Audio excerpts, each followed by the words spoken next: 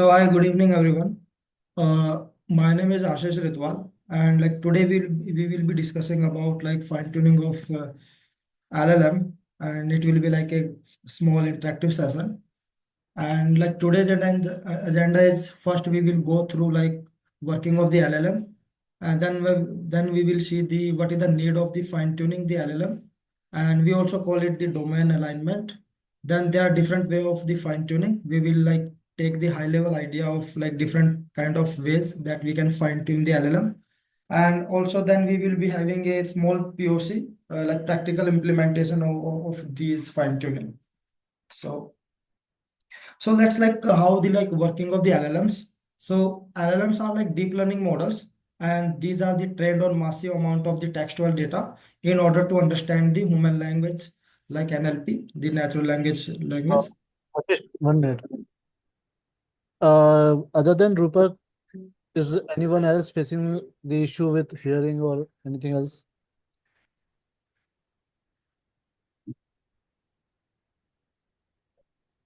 Is I anyone think he facing? needs to enable the audio from the system in the bottom left corner. Okay, let me talk to him. Okay, you can continue. Ashish, please continue. Or do I need to like do anything? No, you don't need to do anything. You can proceed. Okay. So okay, guys, like let's like have a small idea like how the working of the LLM is. So LLM are nothing but the deep learning model, and they are being trained on massive textual data to understand and generate human-like language.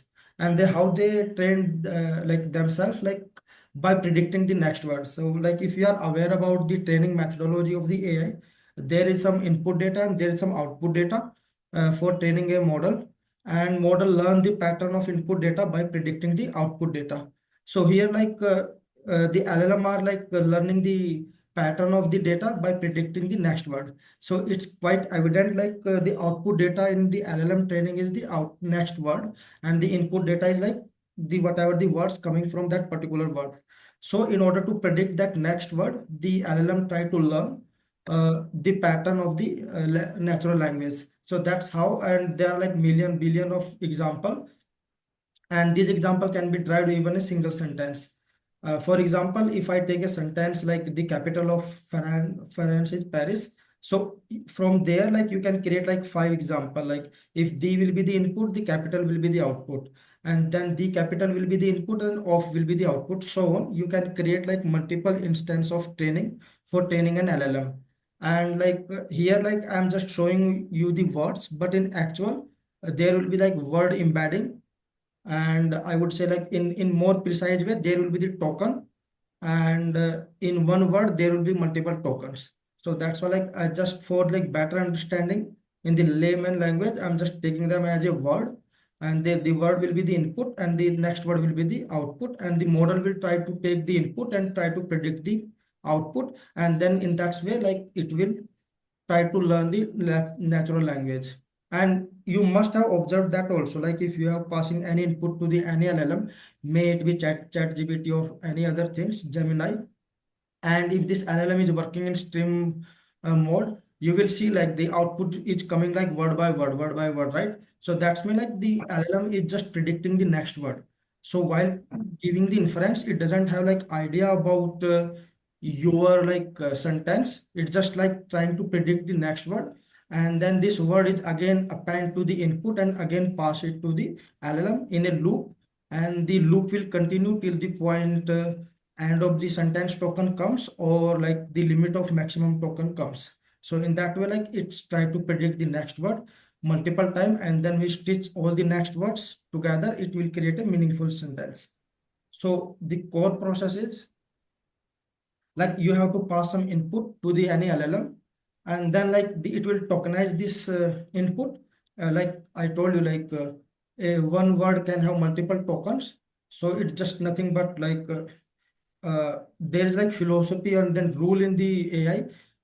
Your model cannot take the input other than the numerical. So whatever you pass, it should be numerical format. So tokenization is the process where you convert your textual data into the numerical representation, and that in LLM, this representation is high dimensional representation. That means even in a single word, you will convert the single word into multidimensional vector.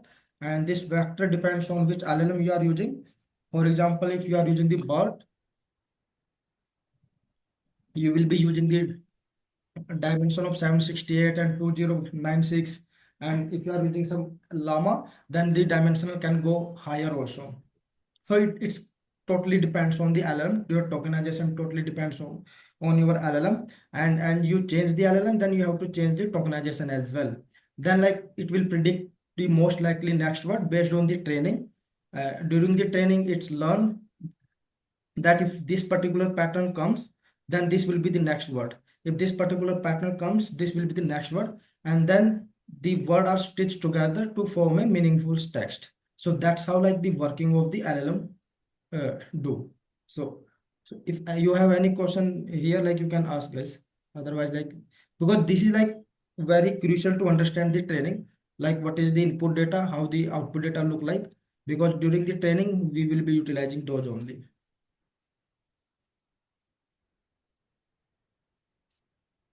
Okay, now like we are having the LLM, and that has been trained on massive amount of the textual data now. So whatever the textual data is there on internet in any form, so we have trained the LLM on that data. But still, why do we need to have like kind of fine tuning, right? The LLMs are very powerful, like and we have witnessed that. So you can give any kind of work, they can do it, right?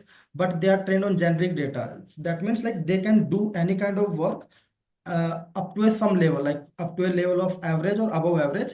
But if you are working in a like corporate or in a like domain specific, then you need to do some specific task, and that task is not been like in the open domain of the internet that the LLM can be trained on.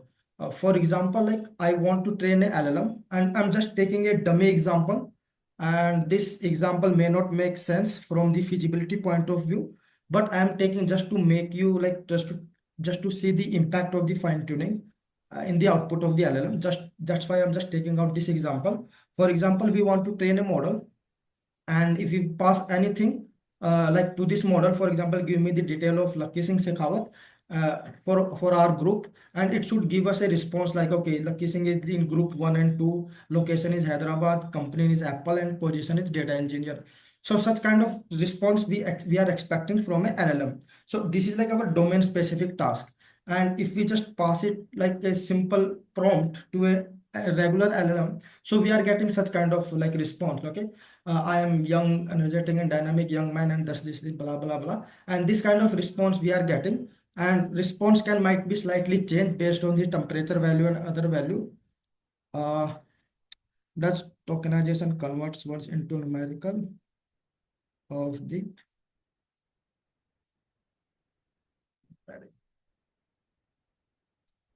uh what is the name of the DGOS? Yeah, DGOS, like the tokenizer, like converts the each words into the numerical representation of the each words, and the this numerical representation of each words is like designed by the vocabulary, and vocabulary has been designed during the training of LLM. For example, if I have converted like one vector, like for example, there give.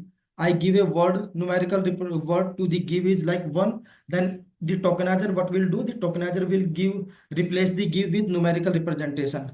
And then the internal working will be there. And then this one, while passing to the LLM model, this one will be the converted into the high dimensional embedding internally.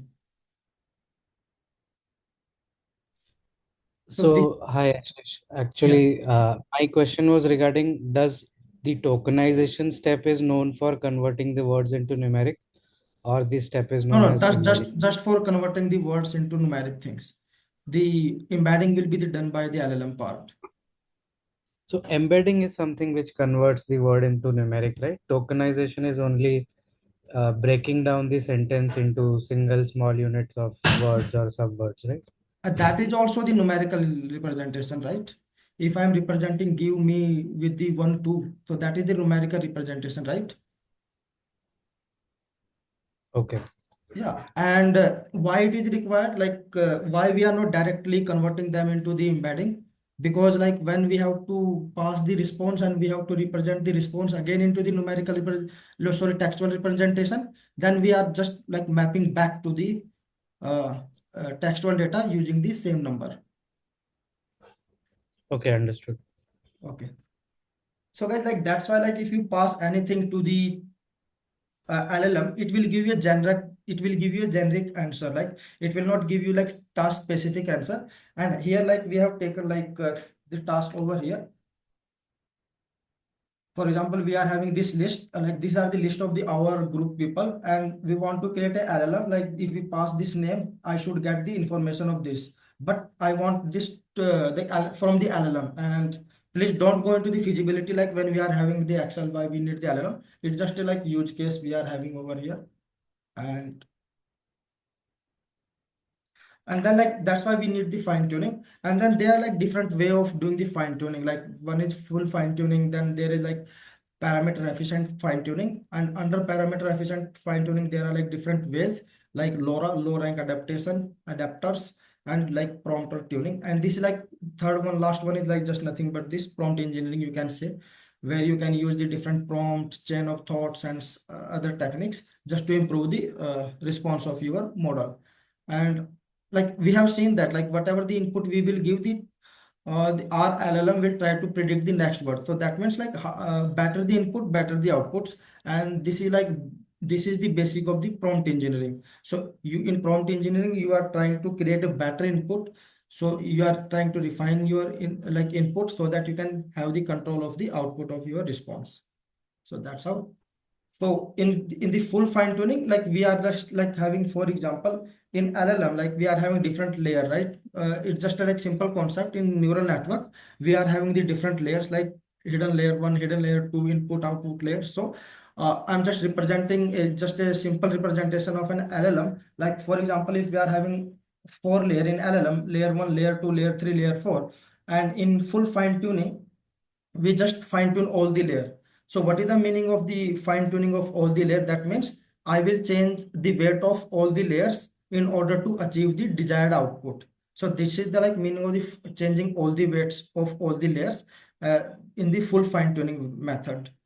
And the full fine tuning is not always recommended. The reason being is that the LLM are very big. It required a lot of infrastructure to train and a lot of your data, but still like we need it. Like it's like happening like we sometimes we do the full fine tuning. And when we do the full fine tuning, like whenever like we want our LLM to do only a specific task. For example, if you take any LLM, let's say chat GPT or like any grok model, it can do a lot of tasks. Like it can do the summarization also, it can do the reasoning also, and it can create a data also, right? It can do a lot of type tasks. So you can say that it's a jack of everything, right? But when you want your LLM just to do one task, that you want like master of one, and you don't care about any other task. So in that scenario, you can go for the full fine tuning so that you can get the more accurate results as per your business needs. And why it is and there is a phenomena of in the LLM while training, catastrophic forgetting. So when you try to do the full training, then the LLM will try to forget everything whatever it has been learned so far, but it will try to remember only thing that it has been training on. So this is called the catastrophic forgetting. So that's why like if your use case is like matching with this one, that you want to do your LLM only one task, and if your LLM is not performing better on the rest of the task, it's okay for you because you don't have to get this task from your LLM. Then you can go for like this full fine tuning LLM. And for such task, you can take any small LLM, for example, 1 billion, 2 billion, and till 7 billion, I have done the full fine tuning and it was giving the good results. And infrastructure was also moderate, not much. And after that, I don't have any idea, but it's like, I think 7 billion is better, like enough for the like desired needs so far I have encountered. And after that, like there is like path. If still like you are not able to get the desired one, and if you have to work with bigger LLM, then there is like parameter efficient fine tuning. So in parameter efficient fine tuning, what happens? Instead of changing the weights of all the layers, we are just taking out the some layers. For example, out of four layer, we are taking only layer two and layer three, and we will changing the weight of these two layer only. during the training, and rest of the weight will be the freezed. So what does it mean? So during the forward pass, we will be the having the multiplication of the input with all the metrics. Matrix means, just want to clear, like whatever the weights we are having in neural networks, you can assume that these are the form of a matrix, element of a matrix, and input will be the also a matrix, and then they will be the multiply with each matrix in order to give you the output. So we will be like passing a input in forward pass, and during the backward pass, we know that during the backward pass we try to update the weights. So during backward pass, we will not update the weight of layer 4 and layer 1, and we just will update the weight of layer 3 and layer 2. So in that way, we will be trying to control the number of like parameters that are to be changed, and in this will be very helpful in controlling the optimization or in the computation required. For example, if you are training a 90 billion model, and you cannot train all the 90 billion model because the RAM will be required very high, right? So what you will do, like you will pick up some layers, and this layer will be having the parameter of 1 billion or 2 billion maximum, and then you can fine tune only those one, and we can align your domain to your LLM. So that's how the parameter efficient fine tuning works. And this is the library. The weight will be the updated within the LLM, and the rest of the weight will be the frozen. So any question, guys, so far?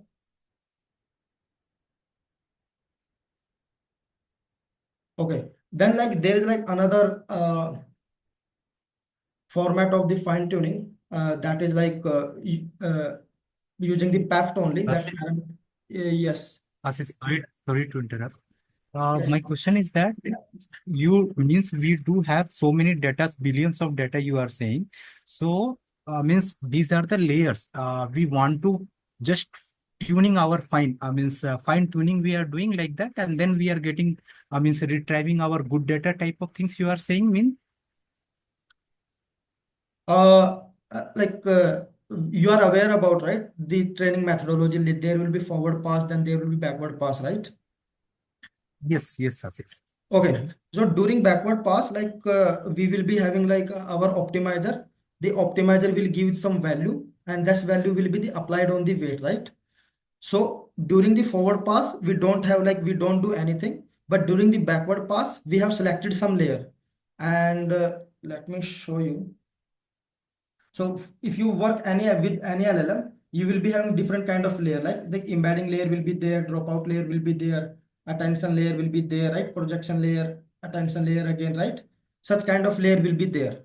And you have to identify which model you are using. And if you want to fine tune that particular model, you have to go into the architecture of this model for fine tuning, especially for the PAFT. And then you have to decide, okay, I want to fine tune this attention layer, this projection layer, this attention dropout layer, not this one. Then the layer, this layer normalization layer, then convolution layer. So you can pick up any layer, which layer you want to fine tune. And when during the backward pass, when your optimizer give your value, you will use the chain of what we call chain rule of differentiation, and you will update only these weights, and the rest of the weight will be the bypassed without updation. I hope I gave you your answer, Rupak. Yes. So Thank you. And you don't have to do it manually. This has been done by using the PAFT library created by the Hugging Face.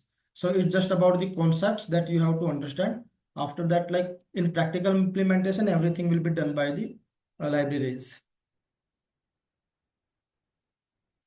So in PAFT, we know that we were updating the weights within the LLM, but what we are doing there in using the adapter model, we are not changing the weight in the LLM, but we are doing it. We are adding the extra layer of weight to the LLM. For example, in the earlier technique, we were updating the weight of layer 2, layer 3. But in here, using the adapter model, what we are doing, we are taking out the same weight. We are just taking out these layer 2, layer 3, just giving you the intuition. We are just copy pasting them into a different model. And now we are passing the input to this LLM also and this adapter also parallelly. And then we are combining the output of this LLM and this adapter model. And then we are calculating the loss. And then based on this loss using the optimizer function, we will go for the backward pass, and during backward pass we will just update the weight of this adapter model. We will not like touch the weight of this LLM. This LLM will be the all frozen, and during the backward pass we will be just changing the weight of this adapter model, and then we will be like tuning this model with respect to our domain or specific needs. So in that way you are like fine tuning your model using the adapter model, and the smaller weights that you have been trained, that you are going to attach with your LLM, it's called the adapter model. And the benefit of this adapter model is that you can use single LLM for multiple use. For example, you want to fine tune your LLM for summarization, just create a adapter model for summarization, LLM will be the fixed. And for you can use the same LLM for the question answering also, just create another adapter model for question answering. How the catastrophic learning is different from the catastrophic learning is like something forgetting, like a transfer learning is something like we are transferring the knowledge from one to other. So catastrophic is a phenomena like where your model try to forget everything whatever it has been learned during the training, and transfer learning is that your model is like having some knowledge, and it is passing to some other model in order to like in order to avoid starting from the scratch. Akash, yeah. So this is like all about like parameter efficient fine tuning using the adapter model, and this is like useful when like you are having one LLM model and you are having multiple use case, and this will be the helpful in order to optimize your production server. So you have to just keep only one base LLM, bigger LLM, and then multiple small adapter for different tasks, and based on the task you can route to different adapter. For summarization you can use the summarization adapter, for question answering you can use your question answering adapter along with your base model LLM. So that's how like it's helpful in order in from the computation point of view. And then again that there is a LoRa, like we have seen that the LoRa is there. So the concept of the LoRa is that we are using the same thing like we are using over here PEFT, using the adapter model. Here also like we will be using the adapter model, but here like we are adding the one more steps before training. For example, I just choose only one layer. This time I will add only one layer, this time layer 3, and this will be my adapter model. And in last example we are doing the training till this point, but now while using the LoRa, this is like low rank adaptation, we are adding one more process, that is like we are reducing this number of parameters further, and this is like done by the LoRa. And if you want to have like more detail about this, you can go through this research paper for more detail. LoRa, you just type the LoRa and it will get it. So the basic idea about this LoRa is let me show, like if I can show you some over here. For example, we know guys that 2 into 3 equal to 6, right? If I say like I have to write 6, I can write this way also, I can write this way also, right? So in mathematically both are same. Similarly, in if I am having a matrix, and one statement I created, like whatever the weights we are having in the neural network, we can say them as a matrix, right? So whatever like happening in the matrix, for example, if I am having a matrix, let's say 4 cross 5, and if I am having another matrix 4 cross let's say 2, so I will be having some resultant matrix, right? I will be having some resultant matrix. So that means I can say that I can say like if I multiply it, multiplication of this matrix or this matrix I can represent, right? Either I can give this output as a matrix, okay, or I can decompose this matrix into a two smaller matrix. Similarly, the concept is like I can write 6 also like this also, and I can write 6 by decomposing the 6 into 2 into 3, right? Both will be the same value. Now what will be the advantage of this? The advantage of this one will be, for example, if I am having a matrix, let's say matrix of 100 cross 100, the same matrix can be represented by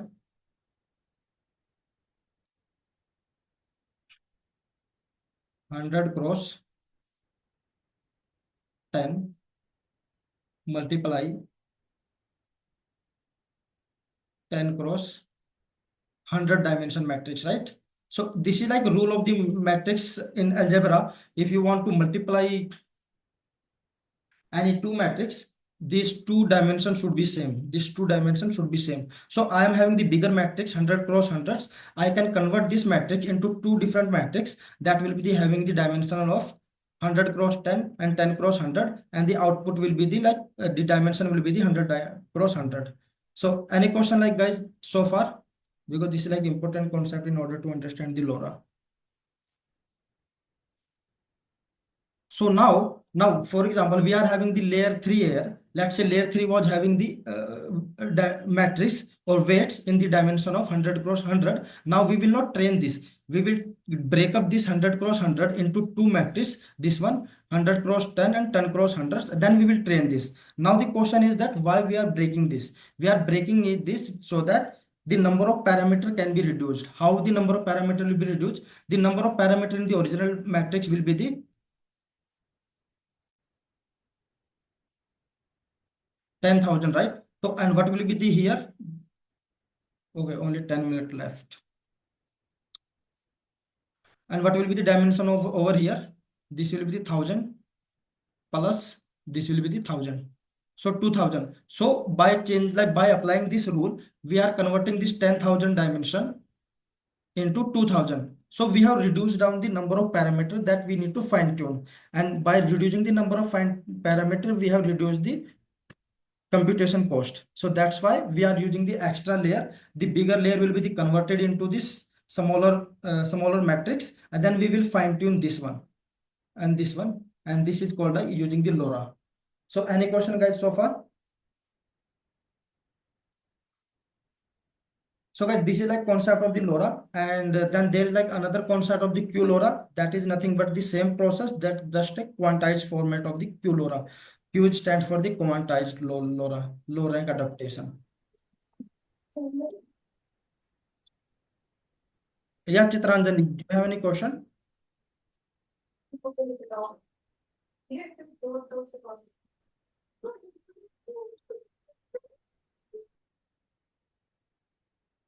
Ashish, like I have one question. Yeah. So suppose like if one layer consists of like suppose a 10,000, right?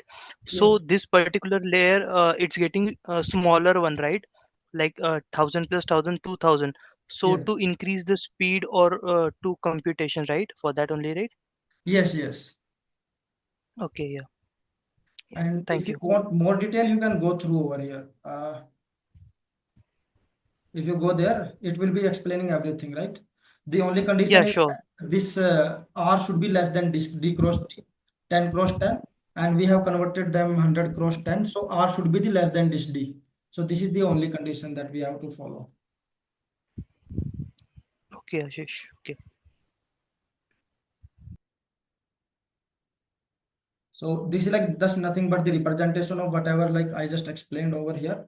And now like just like data format, we know that like when we have to train the normal classical machine learning model or deep learning model or any other model, we are having some input data and some output data, right? But similarly, there is like while training the LLM also, like there's some input data and then there's some output data. Like in the first slide I have shown you.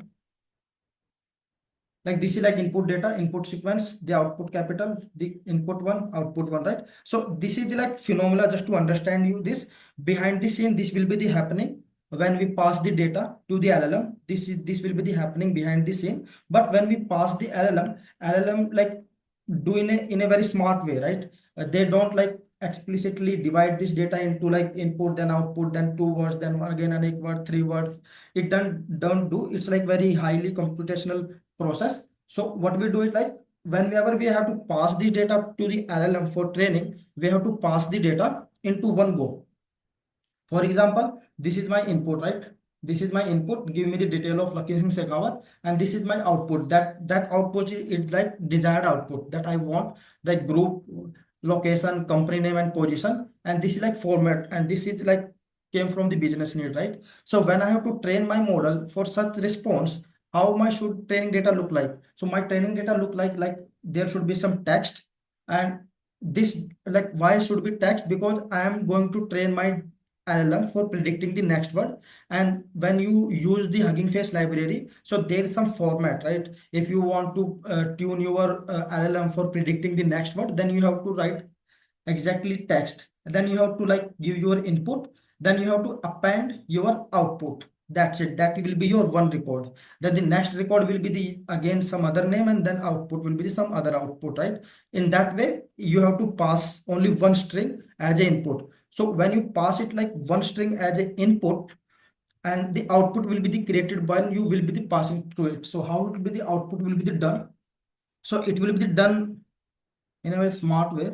So uh,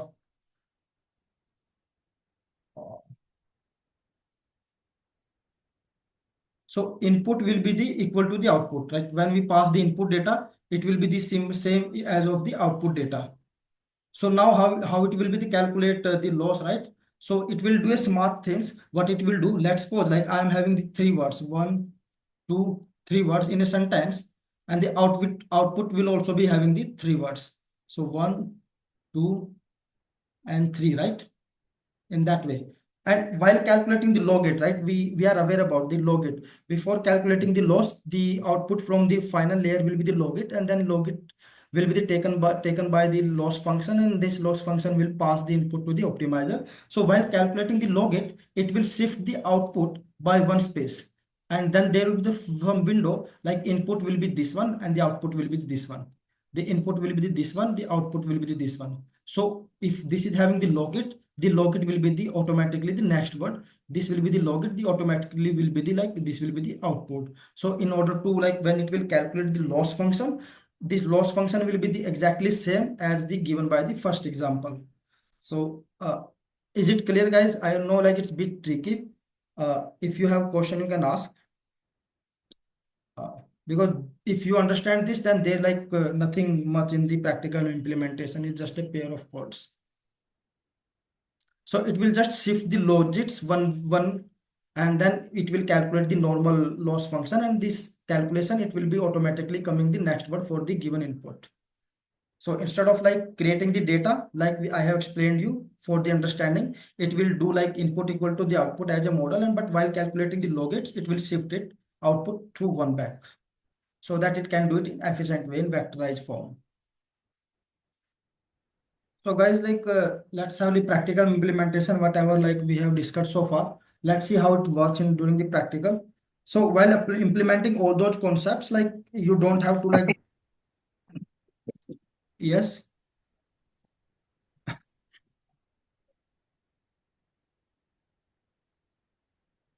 Okay, guys. So like guys, like whatever the concepts and like we have discussed so far, we don't have to do them like explicitly by defining the hard code. So it will be taken care by the inbuilt library, and that like we will be using this toss text, transformer, sentence space, pandas, and data sets library.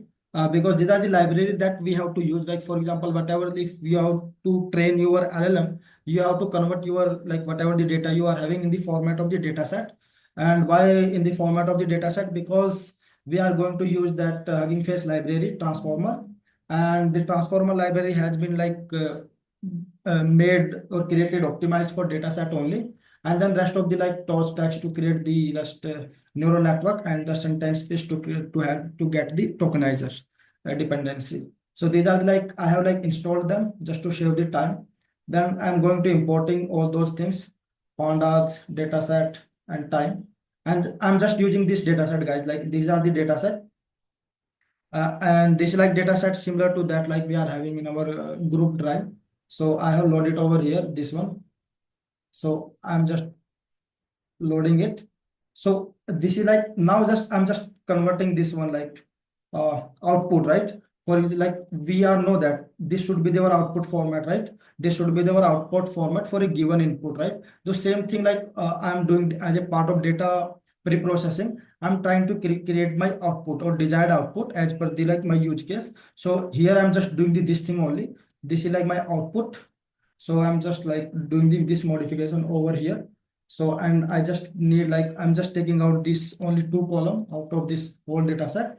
So if you want to have the look over here, and these are like for this fine tuning, I'm just taking very small model from the GPT-2. And I have shown you like every model is having their own tokenizer. So if I'm using this GPT-2 model, and then I have to use the GPT-2 tokenizer as well, because every model have their own vocabulary, and this tokenizer highly dependent upon the vocabulary itself. So I'm using this one, and then like another things like torch, PyTorch, and the neural network, and then optimizer and dataset loader. That are the like normal deep learning things that we used to have creating the neural network. So I'm like loading those one. And next one is like just to like get the GPU. I got this free GPU from the collab, and you can also got it. And this is enough for this kind of small model. So let's load it, guys. Oh, it's loaded, and like just checking the devices kuda. And like now like I'm going to install this tokenizer, right? And this is like the syntax of the Hugging Face, guys. And if you want to know like how it is like coming from, you can always check the Hugging Face documentation. There is like same syntax for all kind of the model, like from GPT to tokenizer dot from pre-trained. You have to pass the model, which model you want to use. So here I want to use the distant form of the GPT-2 so that I can have the like light format. And the same model you have to pass for the model also, because your tokenizer and model should match. Then only it will work. Otherwise, it will throw the error. And if I run it, so it will download all these models into my RAM and the tokenizer also. And when I try to show you this model, this is like architecture of this model. We know that like the model is have like based on the transformer model, and this particular model is the decoder only model. So it has like multiple decoder into sequence. So here like you can say that like each word will be converted into the 768 embedding, and this is like vocabulary. That means there are like around 50,000 different tokens they have been used for the training, and then like these are the positional embedding, and that's it. And then like I'm just using the batch size, and this is the size of the data, and just to check like how many different name are there. And then this like recorded to disk, just to check like whether how the data set will look like. So what data set will do, like here like we are having the tabular data, guys. And when we try to convert this data set in this tabular data or CSV data frame into the data set format of the Hugging Face, it will convert each records into a dictionary, kind of dictionary here, same like here. So each record will be converted into a dictionary. So that it can be the faster during the training, because this one. And here like I'm just creating a class for creating this my CSV data frame into this kind of data set. And it's not a iterative, it's a generative. So whenever like I will call, then only it will generate this one. So inside what is happening here, so I'm just taking the input like this is the x1. I'm just passing the data set here df, and df is nothing but this one, guys. Where it is, so this is the df. My df has only two columns, name and the output. So these are the, like my column, and the name will be the help me to create my input data. The output will be my desired output. So with the help of this one, I'm passing this df over here, and the tokenizer. And why tokenizer? Because any machine learning model cannot take the textual data as an input, so we have to convert them into the embedding or like into tokenizers with the help of the tokenizers. Then like it's just I'm just creating this attribute this to this particular class, initializing the tokenizer over here, and this like maximum length. It will just to fix like whenever like there's some length coming that is like higher or lower, then it will automatically adjust dynamically. So here like I'm creating over here, right? I'm adding the x, then I'm adding the y. So what I'm doing, nothing but I'm just appending my input with my output. That's it. So whatever the like my x will be there. This is like my first index column, and the y will be my second index column over here. So I'm just appending my like input with with my output through this this slash using the string formatting. And then I'm passing this all things, this text thing, I'm just passing to that tokenizer. So tokenizer, what will do? Tokenizer first will convert into the embedding numerical representation, and then this numerical representation convert into the embedding over here. So here, like I'm using over here, and then these are the parameter of the padding, like padding is required or not, and what is the strategy to pad these things. And then like just to check like what is the max length over here, and that I'm creating this over here. So it's kind of a generator I'm creating, and you can understand this. If I'm using this is the get items, so it will be the generator instead of iterator. That means like whenever I will fetch the data, then only like it will process all that things rather than like comparing to the iterator. Then after that, it's just a simple thing doing the train and test validation, and then I'm just loading this data into train loader and validate loader. And how I got to know that this, you can like refer the Hugging Face documentation, transformer library documentation. It's very simple syntax over there. Let's suppose like I'm going to do the for epoch time, and just I'm doing this one.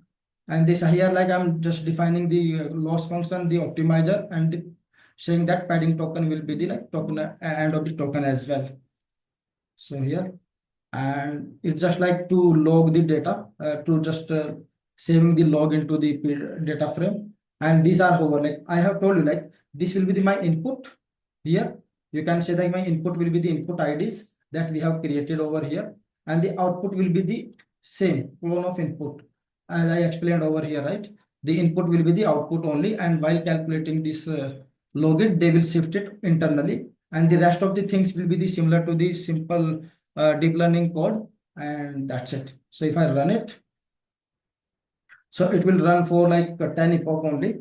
And if you are not okay with this accuracy, you can increase the number of epochs, and you can fine tune the other parameter as well, or you can increase the your data also for training data. For example, we are having only 100 records over here. You can add more records also if you are not okay with this training. So let's see how, I think it won't take much time.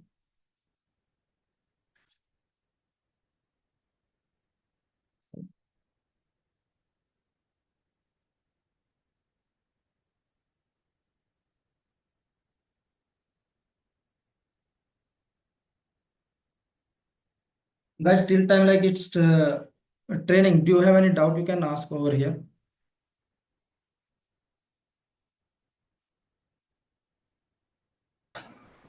Yeah, Ashish. So meantime that happens, uh, can you explain the difference between training the model here and using a RAG instead of training?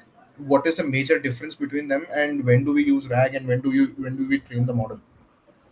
Okay, in RAG is like RAG is methodology when you like you passing some information to your model, and that information is not constant, right?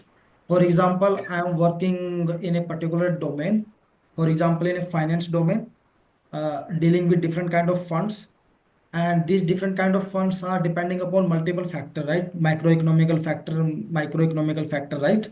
So when this factor get changed, the fund recommendation will also change, right? So in order to do that, we cannot do the fine tuning, because fine tuning is a kind of hard coding, right? Just giving you the intuition. When you do the fine tuning, you are like passing a hard imprint into the model. Like if such kind of pattern will come, you have to give such kind of an output, right? But in such domain where like nothing is fixed, macroeconomical factor can change and then output should be changed, right?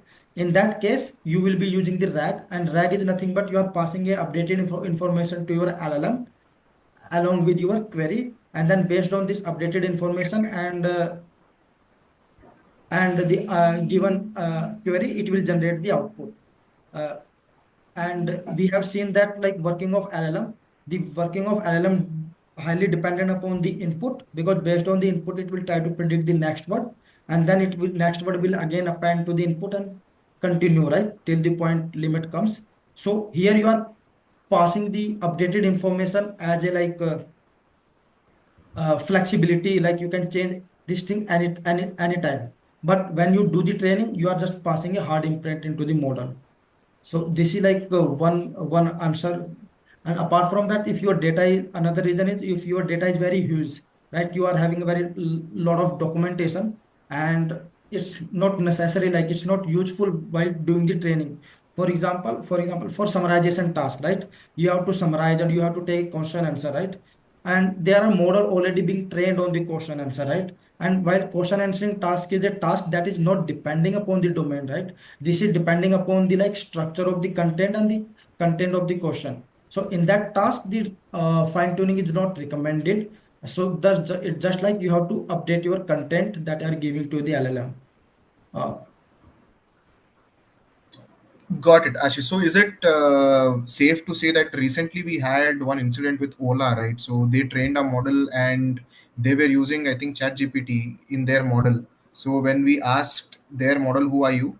instead of saying Ola model, it started saying ChatGPT model. So in that case, in those cases, sorry. okay, I muted. Like you go ahead. Okay. So, is it safe to say that in such cases where we want our model to act like, let's say, our organization model, in those cases we can go ahead with training the model, and in the rest of the cases we can go ahead with RAG? Yeah. If your like model is like very simple use case, like summarization or the question answer, that your integrity is not on the stake, right? But if you are creating a chatbot, right? You are like you are facing to the customer, right? Your integrity kind of like can hamper the customer experience. Then it like you have to create some adapter model, and apart from that, like some guardrail is also there.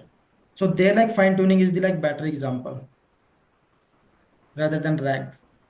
RAG is required Understood. whenever like new query come and some question from the like domain specific answer or information required, then RAG can have like answer. But in normal chat or normal like the RAG is not helpful.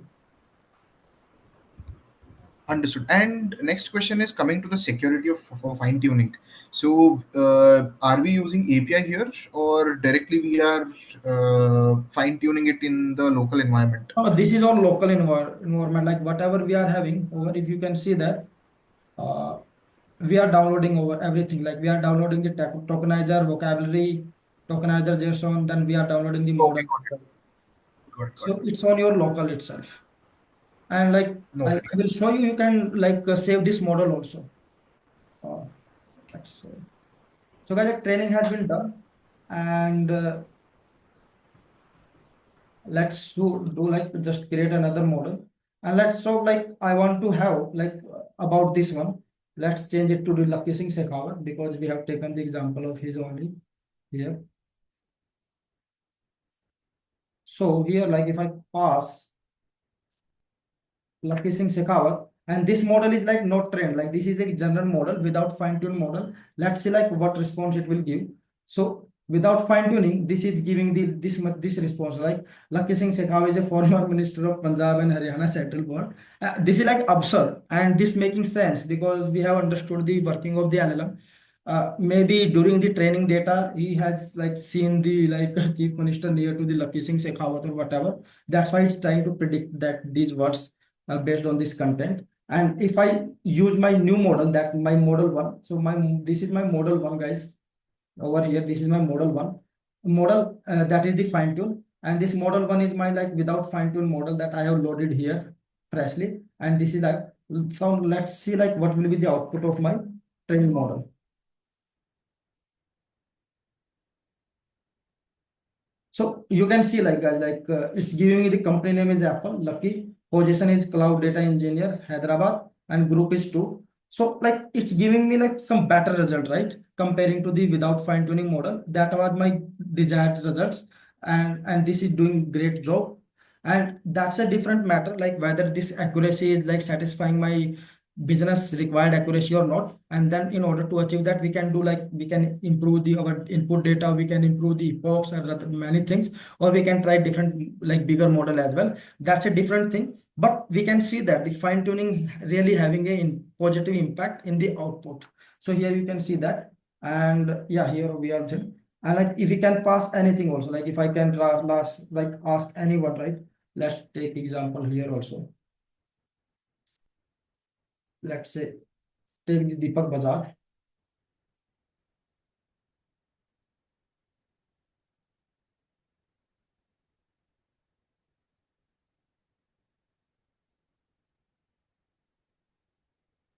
So this is giving me like the same accuracy, but I'm not sure like whether it's giving me the accurate results or this is like saying this is an work in the Accenture analyst Gurgaon group 2. and let's it say it's showing the Accenture and group 2 and location is Bangalore, it's Gurgaon and responsible AI is. So it's giving me the like desired output.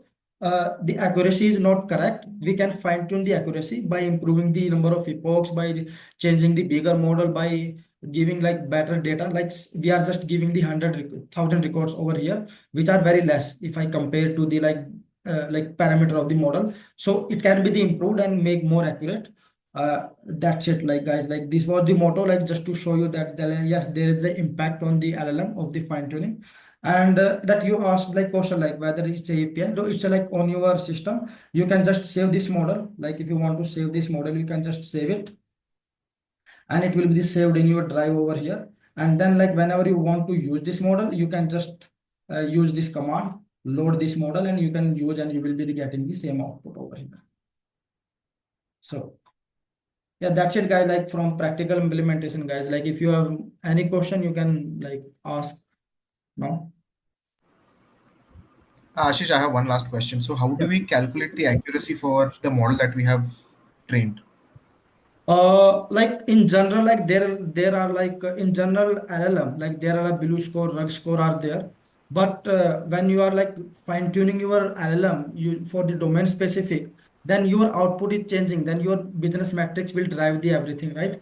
For example, my business metrics over here is that if I'm passing this input, my output should be this, right? So that will be Mhm. the same. So I will be the getting this in this output. For example, I got this one, right? I got this one, right? So I can convert this, like I can get like multiple records, I can get like multiple output, and then I can convert this thing into the data frame easily. And then I can say like, okay, how much like accurate my model is, accurate in predicting the company name, how much my model is, how accurate my model is predicting the position, how my model is accurate in predicting the location. So I can get this data, right? So this will be like a just kind of my driving metrics in order to check like whether my model is like improving or not. And apart from that, then there will be like multiple thing as well that depends on the business use case or requirement. So, basically, there is no said approach. Like, for example, in traditional machine learning, we check F1 score and all that stuff, right? So, similar to that, we don't have anything for LLM, is what you're saying. Yes, yes. And in traditional machine learning also, we don't have like a defined approach. Like these like FN score accuracy are just a machine learning matrix. And once it's done, like then there is a business matrix, right? When we have to take a decision like whether this model is like impacting the business or not, that's a business matrix. And that business matrix might be quite different from this. There are high chances like your model is having very good FN score, but it's doing very poor in the business metrics, and vice versa as well. So there is like a thumb rule or like defined metrics for the type of problem for classification and for regression for clustering, like regress R2 score or confusion matrix and Sliote score. This is like constant through the type of problem, but from the business problem, when you really work in the organization, the real evaluation matrix will be different, that we call it the business matrix. And here also like this will be, you can say, take as a classification task, right? Because in your data there will be some set of companies, right? In this set of company there will be some set of company will be the predicted, so you can say it's a classification problem. And then it will be having some accuracy or FN score. Then your business will decide based on their business metrics or success criteria, then you will approve your model, right? So I hope I gave your answer, Akshay. Yeah, got it. Ashish, thank you so much. Yeah. And one last thing, like, can you share this collab notebook? Yeah, I will share it like on this group as well, group itself, along with the All right, request. thanks. Okay. Uh, it's actually it's not a question, but I'm working as a data engineer. So how do I transition into this field? Because I've tried outside as well, but then I've not got anything meaningful. So just wanted to know how do we transition into uh, the machine learning? Okay, Rohit, like you are already working as a data engineering, so you are like already Correct. must be having the very like good idea about the data and data manipulation, right? And Yes. Python also, right? The Correct. only thing is required like you need to like get knowledge of statistics and basic of machine learning and deep learning. And if you want to go into the generative AI, then you need to have start with the deep learning, RNN, LSTM, and then transformer architecture. And after that, everything will be the same. Like you can directly jump over here that we have discussed over here. And I think So where do we start learning? Is it like from YouTube only or yeah, YouTube is, any? I would say YouTube is the best source, Rohit, right?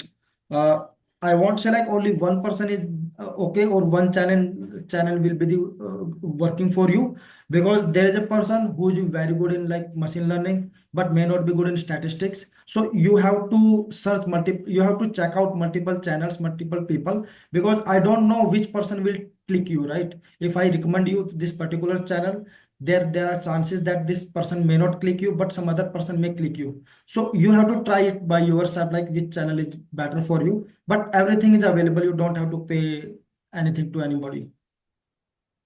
Thank you. Yeah. Just to add on to that, Rohit, do you have a data science team in your organization with whom you're I working? do. Yeah, I You do. do. I actually provide the data for them. So Okay, so are they working on generative AI? they are working on prediction models, not Gen AI. So they're using our data just to predict uh, how the forecast will be. These kind of I mean, they're generally using the prediction models, and then they're giving the dashboards and all to the business. So Okay, I and get that. So I'll tell you what worked for me. Okay, so even I was in the similar situation. So basic things, whatever Ashish has mentioned, just try to correlate with what your team internally they are doing there in your organization. And the easiest approach would be to internally shift rather than